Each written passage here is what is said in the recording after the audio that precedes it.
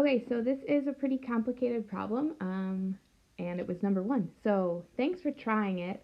Um, Follow along. This is kind of a pretty difficult problem, so I wouldn't expect anything this difficult to be on something like this. It might be on, some other kind of big test, but we wouldn't do anything like this to you as far as right now in this time of our educational journey.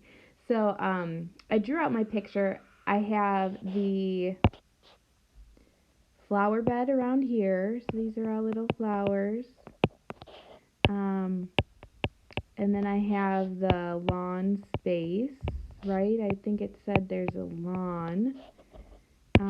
So here's a lawn area. It's all lawn.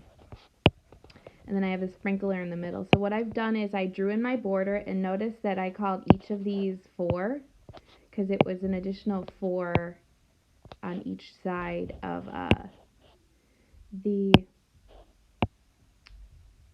lawn. So let's talk about our rectangular lawn here for a second.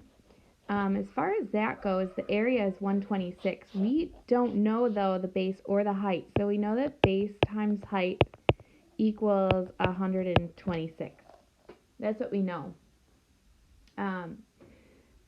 We know that the flower border is the area of the entire rectangle minus the area of the lawn. So we know that. And so we need to figure out the area of the entire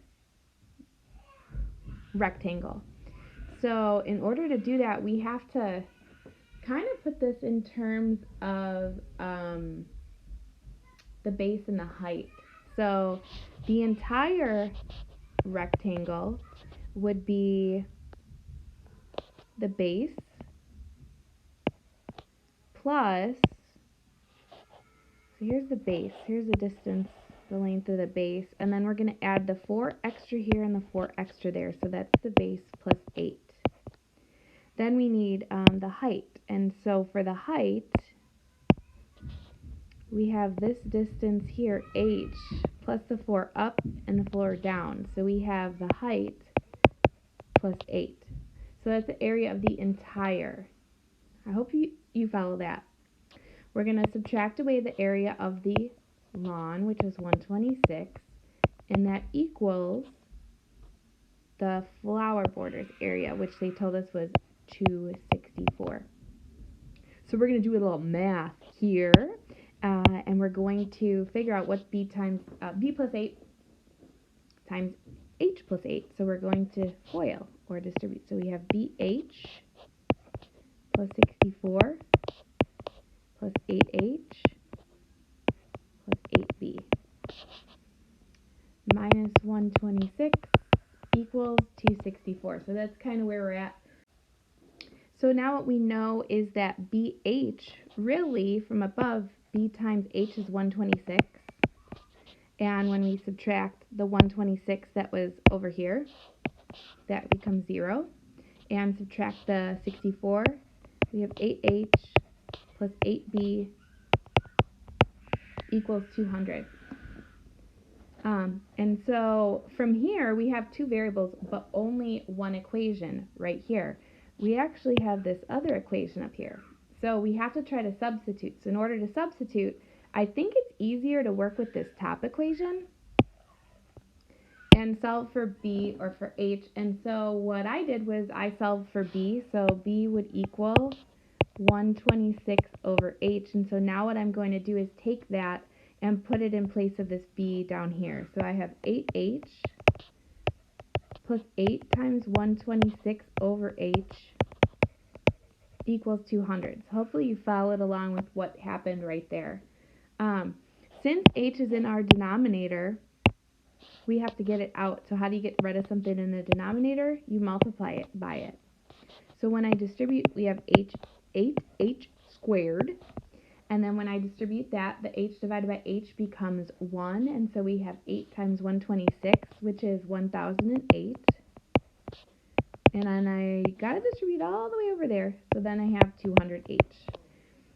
So what you might be saying right now is, Miss O'Donnell, I believe we have a quadratic, and we would be right. And so we're going to solve this quadratic. So we need to get it first equal to 0 by subtracting the 200h, and that goes in the middle. That's r. The x term. Ooh, these are big numbers. And so the first thing I always check is there a GCF? Can I divide each of these terms by anything? And the answer would be yes. You could divide each of these by 8. So the 8 is divided out. And so here's what we're left with. And then we're going to try to factor this.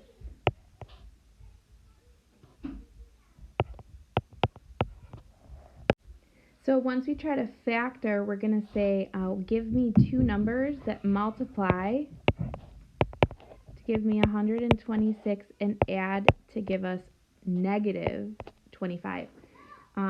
So, you know, in this case, I would probably just go through and start dividing, because off the top of my head, I don't have what, you know, gives us 126. So I would just start dividing and see which option gives us that 25. And so if you do that, keep dividing 126 divided by, 2, 3, 4, 5, all the way. You find that 7 and 18 are the two numbers that satisfy that. And they both need to be negative, since it has to multiply to give you positive and add to give you negative.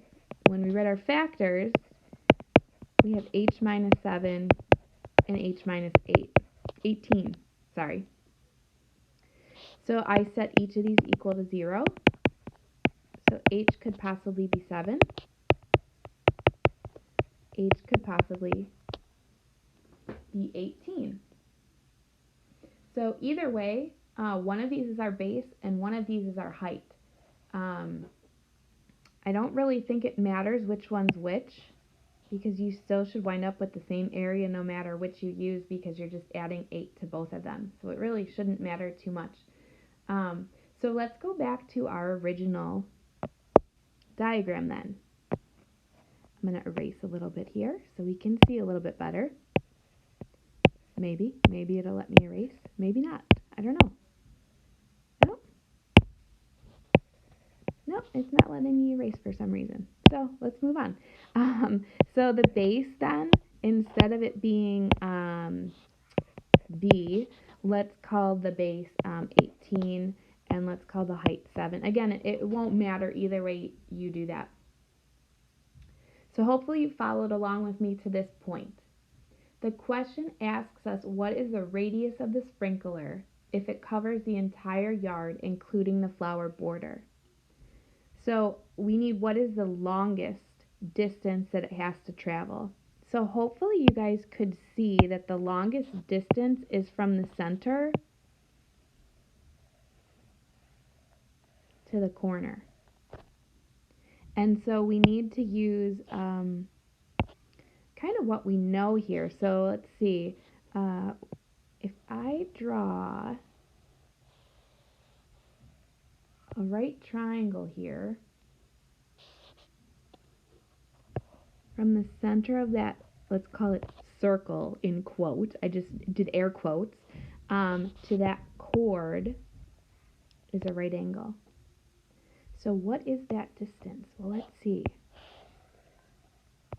The entire base of that big flower border would be 18 plus 4 plus 4. So it would be 18 plus 8, which is 26. Now, if these people are wise, they put this sprinkler in the center. So that would cut that 26 in half, so that's 13. And we're going to do the same thing over here. What is the height? So if this was 7, I know it's getting a little messy over here. We did 7 plus the height they added up at the top, 4, plus the height they added at the bottom, 4. So that's 7 plus 8, which is 15. And again, as long as they were smart and placed that center, then we need half of that, which is 7.5. So now to find the radius, the biggest distance that it has to travel, we use Pythagorean theorem.